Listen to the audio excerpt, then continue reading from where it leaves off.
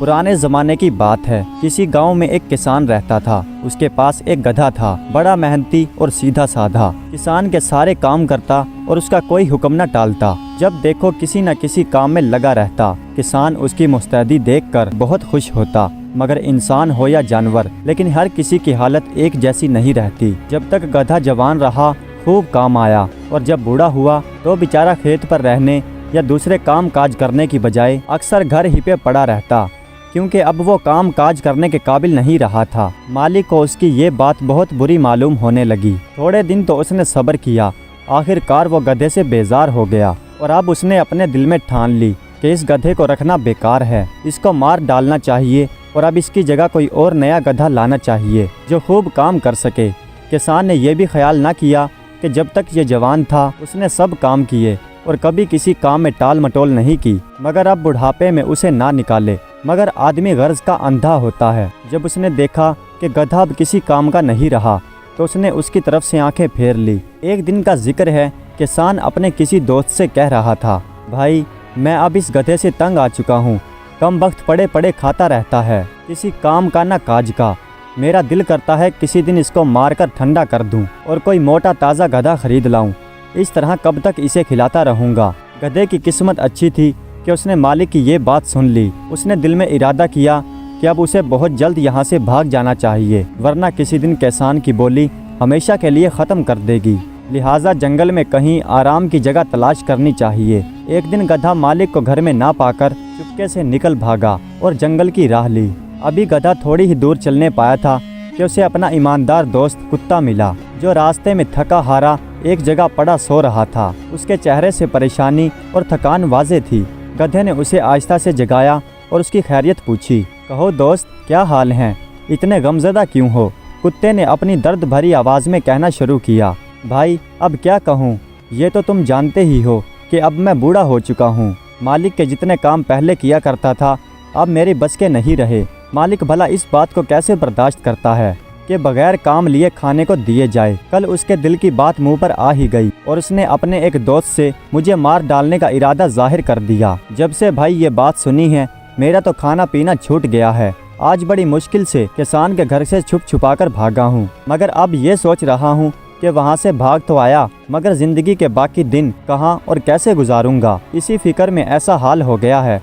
अब तुम अपनी कहो, यहाँ कैसे निकल आए? गधे ने कहा, भाई सच पूछो तो जो तुम्हारा हाल है वही मेरा हाल है। अब हम तुम मज़े से जंगल में रहेंगे और ज़िंदगी के बाकी दिन आराम से गुजारेंगे। ये सुनकर कुत्ता बहुत खुश हुआ और अब ये दोनों जंगल की तरफ निकल खड़े हुए। ये अभी थोड़ी ही दूर चले होंगे कि उन्हें मालिक और मालका का दिल बहलाने वाली बिल्ली मिली। ये बहुत गमगीन और उदास थी। दोनों ने खाला बिल्ली को सलाम किया और पूछा, क्या बात है खाला बिल्ली, आज बहुत परेशान नजर आती हो? बिल्ली ने जवाब दिया, बात दात कुछ नहीं है। अब मुझ में पहले जैसी ताकत नहीं रही, इसलिए मुझसे चूहे नहीं पकड़े जाते। तुम तो जानते ही हो बुढ़ापा कैसे सताता है। जब तक काम की थी सब बड़ा ख्याल करते थे और मालका तो हर वक्त गोद में बिठाए बिठाए फिरती थी, मगर अब सबने आंखें फेर ली हैं।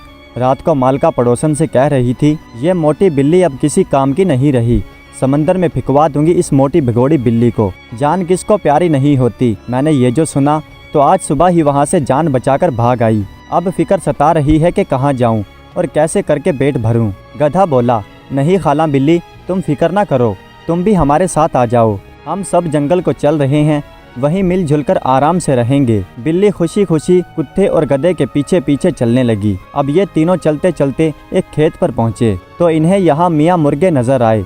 वो भी इनके दोस्त थे और बड़े मज़े से कुकड़ू कू का गीत गाया करते थे। उस रोज़ उनकी हालत भी बड़ी गमगीन मालूम होती थी, बड़े गमगीन नज़र आ रहे थे। गधा उन्हें रंजीदा देखकर कहने लगा, कहो भाई मुर्गे, तुम्हें किस बात का गम है? मुर्गे ने कहा, कुछ मत पूछो दोस्त, बड़ा परेशान हूँ। आज सुबह तक मुझे कोई गम न था और दिल ही दिल में बड़ा खुश हो रहा था कि खुदा का शुक्र है मुझे किसी किस्म का कोई गम नहीं है। आराम से खाता पीता हूँ और ज़िंदगी गुजारता हूँ, और क्या चाहिए।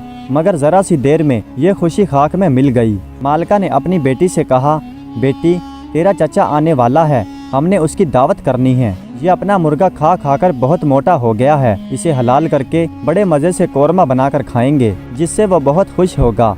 भाई गधे, मालका ने कहने को तो ये बात कह दी, मगर जब से मैंने ये सुनी है मेरी आधी जान रह गई है। मेरे जहन में इसके अलावा कुछ और नहीं आया कि अब इस घर में और रहना अपनी जान को आप मुसीबत में डालने जैसा है। इसलिए मैं वहाँ से उड़ता फुड़कता इस खेत तक आ पहुँचा हूँ। अच्छा हुआ कि अब तुमसे मुलाकात हो गई। अब बताओ कि मैं क्या करूँ? गधा बोला, करोगे क्या मियाँ मुर्गे, तुम भी हमारे साथ हो लो और इस तरह से हम चारों दोस्त एक दूसरे का साथ देकर जिंदगी बसर करेंगे। तुम सुबह सवेरे अजान दिया करना और हम सबको सोते से उठा दिया करना। ये बात मुर्गे को बहुत पसंद आई। गधा, कुत्ता, बिल्ला, मुर्गा चारों मज़े से एक साथ चलते हुए जा रहे थे।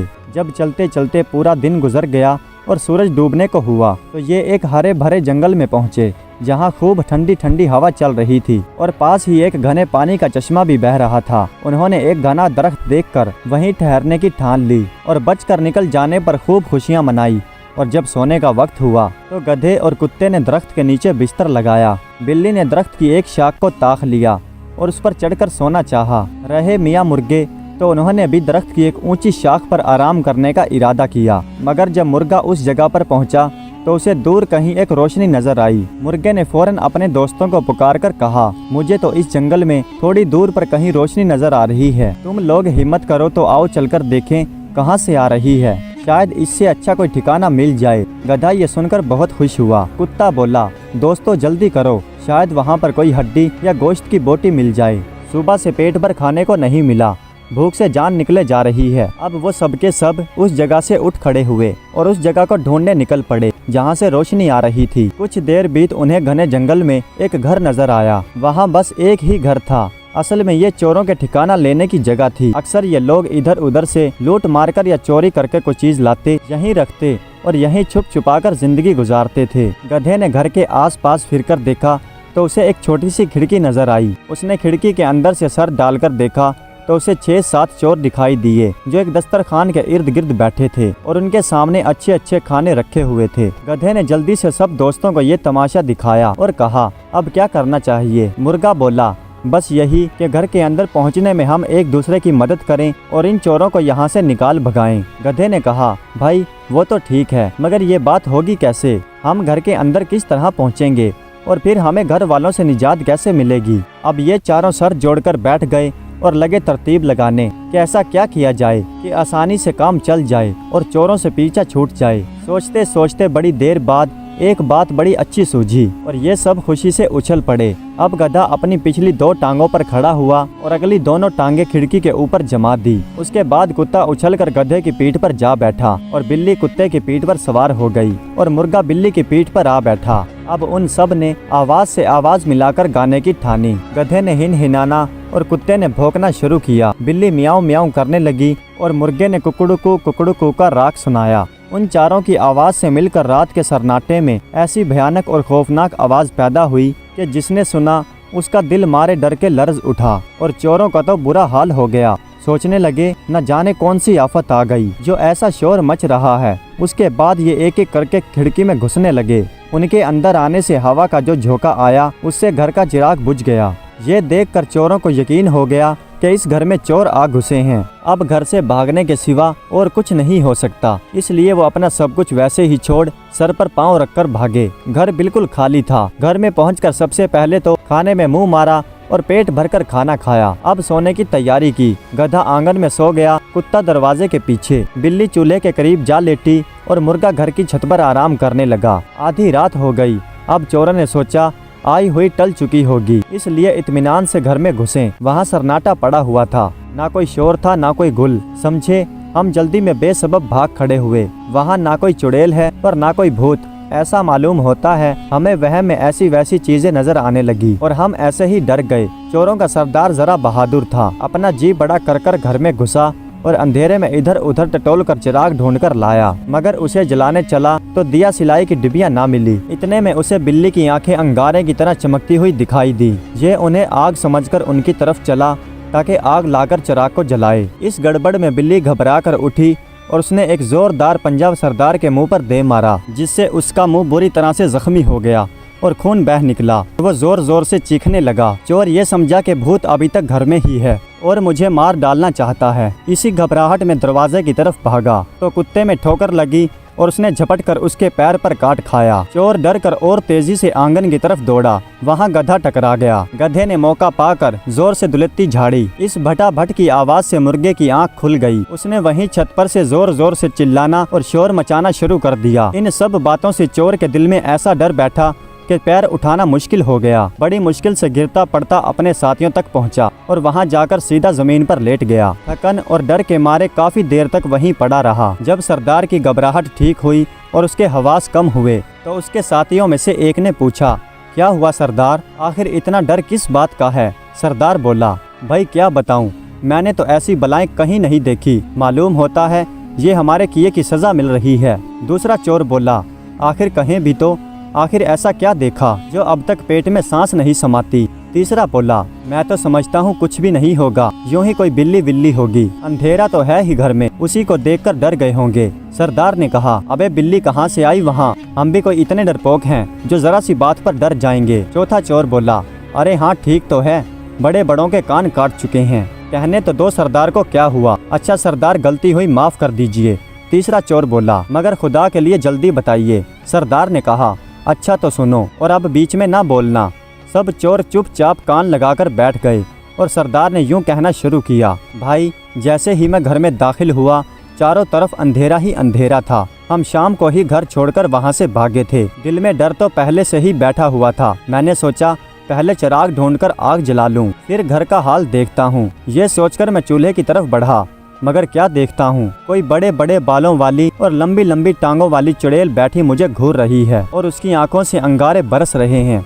उसकी सूरत इतनी खौफनाक थी कि डर से मेरी जान निकलने लगी। मैंने दिल ही दिल में अल्लाह से पनाह मांगना शुरू कर दी, मगर वो चुड़ैल मुझे कहाँ छोड़ने वाली थी। वो उछलकर मेरे कंधे पर सवार हो गई और मेरे मुंह पर ऐसा पंजा मारा कि खून बहने लगा। मैंने जैसे तैसे खुद को संभाला और भाग खड़ा हुआ कि खुद की जान बचाऊं, इस डर में कि उसकी आंखों से अंगारे बरस रहे थे। खैर मैं गिरता पड़ता बावर्ची खाने से बाहर निकला। अभी दरवाजे से निकलने ही न पाया था कि एक और भूत ने आ घेरा। ये उससे भी ज्यादा खतरनाक था। उसके हाथ में एक छुरी भी थी। मुझे यकीन हो गया कि आज जान बचती नजर नहीं आती। आज ये मुझे इस छुरी से हलाल कर डालेगा। इधर ये बात मेरे दिल में आई, उधर भूत ने हमला कर दिया।